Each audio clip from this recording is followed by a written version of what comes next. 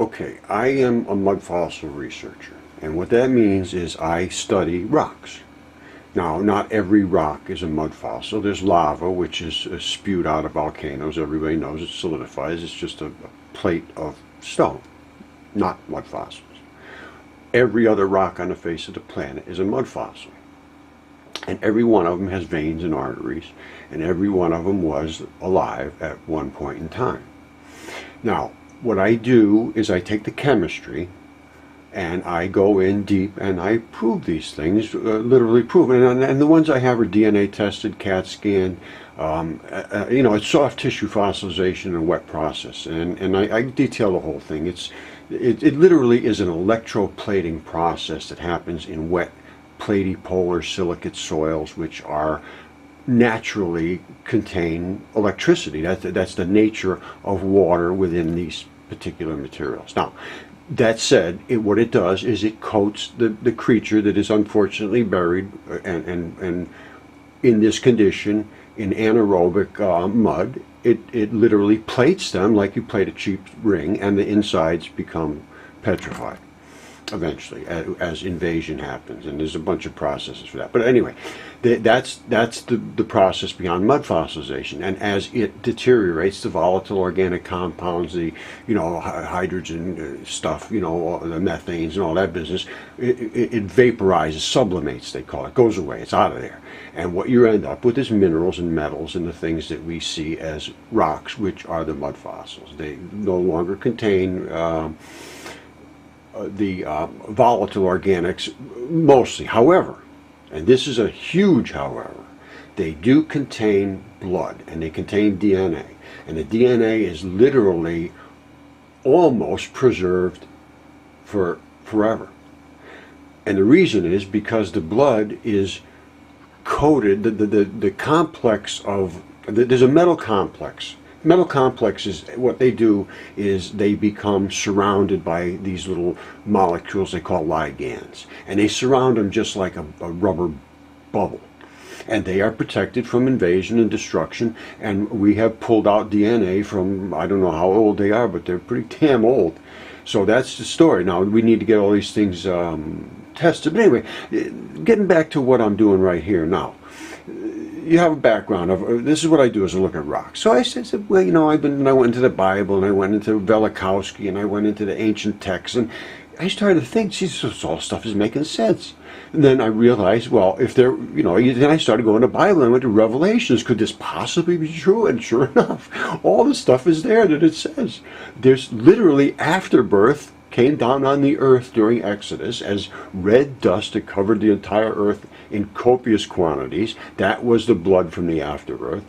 Pebbles and stones of hot stones rained down on the earth. That was the umbilical cord, and that is connective tissue, type 1 collagen, which is exactly the same thing as your bones when it comes through the and also I do know, because of the tests we've done, that they look like little diamond shapes, and they would fracture and come loose as they approach the earth, and they would shatter and come down to the earth, exactly what was told.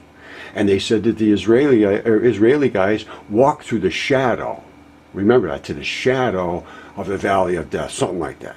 And the shadow is the whole key. The things came down, they didn't come down straight like dropping on like raindrops, they came down on an angle. These guys were in the valley of the shadow of the valley, something like that. They were out of the way. The stones didn't hit them, they hit all the other guys, so they said God did it. Maybe he did. I have no clue about the God thing. This is up to you to decide. I'm showing you what the physical evidence says. Now, what about manna? Manna came down on earth. What is that? It's milk. What is milk? Placenta. Placenta. It's dried milk. It's a gelatinous, lactogenic ball of gush. That's what placenta is. And when it comes through the atmosphere, it would literally atomize into rain, which is what they said, of coriander-sized little pellets of dried milk when it landed, and that's created the land of milk and honey. Read Velikowski. He's the guy that had all the answers, and they actually pulled his books off the shelf, even though they were a bestseller. That's how desperate they are to keep you away from God. Don't let this happen. Now let me show you something. He threw a dragon down to earth. Well, where's the dragon? I don't know, maybe this is it. I'm thinking to myself, what would a dragon do to make fire? I see this stuff here, and I'm thinking, what is that? And I see this stuff pinched off over here, and I think, what is this? Can you see that? Let me see. I don't know if you can see all this stuff. Anyway, over here, and then I decide, what is this little tube running up here? Why is it pinched off? So I start following it. And I start following it up the valley here, and up this tube. And I'm thinking, what the heck is this? I start homing in on it, and it looks very strange. It's a strange tube. So I follow it up, and I'm looking at all these scaly looking. Look at this. Look at that stuff. That's not normal. That's not normal. Now, so I go back here, and I get back into the tube, and I keep following it. It keeps going and going and going and going and going and going. And I keep seeing these scaly looking things. Look at that. You see those everywhere? I don't see those in my house. I don't see those around my yard. So I come back out here. So I come down and down and down and down. I'm thinking, what is this doing? Where is it going? So I keep going, and it's in this big ball here. What is this? So I keep coming. I say, no, look at that stuff. What's going on there? And it keeps going and going. And I keep seeing this stuff, and I'm thinking, that is just not your everyday average rocks. Because I study them. And I look at this, and I think, boy, that almost looks like some kind of a bony, scaly looking thing. I don't know. It just is very, very strange to me. So I keep going, I keep going, I keep going, I keep going. And I'm going miles here, miles and miles and miles. So all of a sudden I get up in here and I'm thinking, what is this? Look at that. That is so strange. And these colorations are what I find is blood in my mud fossils. But anyway, so I keep going. And it just never ends. And I keep going. Now, where am I at now? I don't know. But I'm still in the same trench. All of a sudden I say, I got to get out of here and see where I am. And I say, whoa. That thing led right up to the mouth of a dragon head. I can't believe it. Look at this. That is a dragon's head. I guess that's where all the scales came from. This is in Morocco. Look, that's his face. The poor little bugger bled all out here through his mouth. That's too bad. Look at those little flutes around there. Exactly the same thing you see on the dragons on all the festivals. They even had that little dot on most of them. I think his eye is up here. Anyway, I keep going back here, and I look at it, and I think, that can't be a dragon. And then when I back out of here, I look, and I say, boy, that's almost all of Morocco. Now, how could this thing be that big? And I look, I said, maybe those are his legs. Maybe that's his whole body, or the wings and things he had. I guess they had wings, that's what they say. And I guess this thing leads down to his tail. Would it have any architecture like it did that?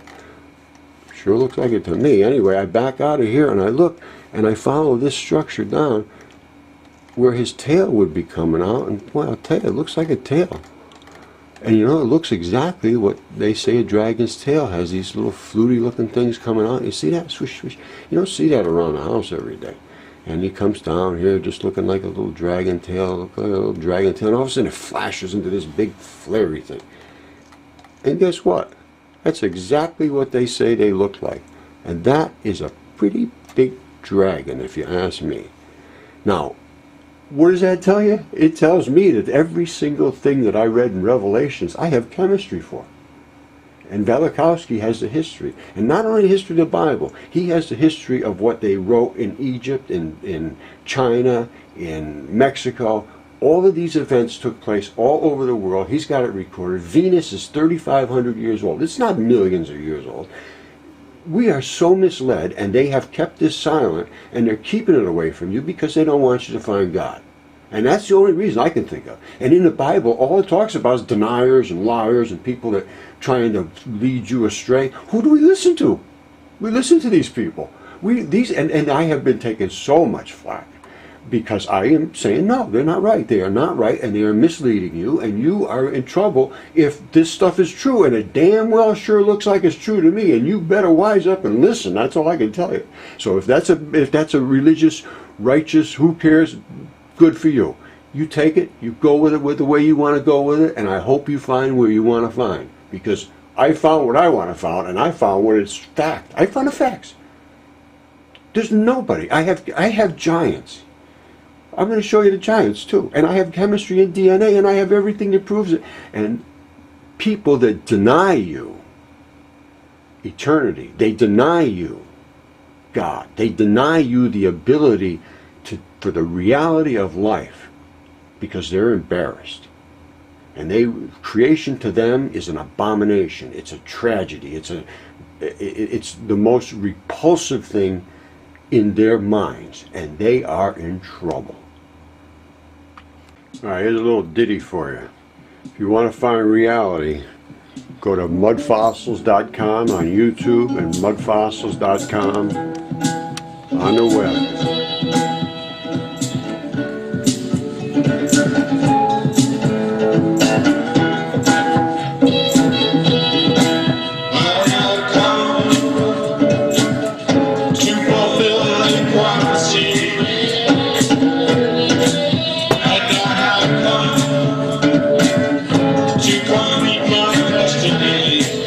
They're so cute when they're young like that. I have come to get what was granted to me, and I have come to get. St. George killed one not that long ago. Well, the dragon has lain chained too long in his lair, and he's looking around.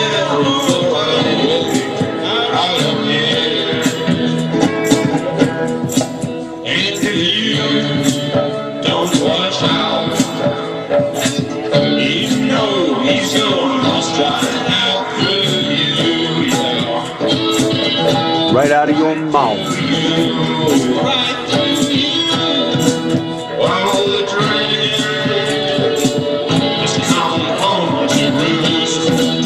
And he knows who his friends are. He has come to build his nest here. The broken pieces of the apocalypse. They break everything. So you better go to your next of Revelations, I'd read it if I was you.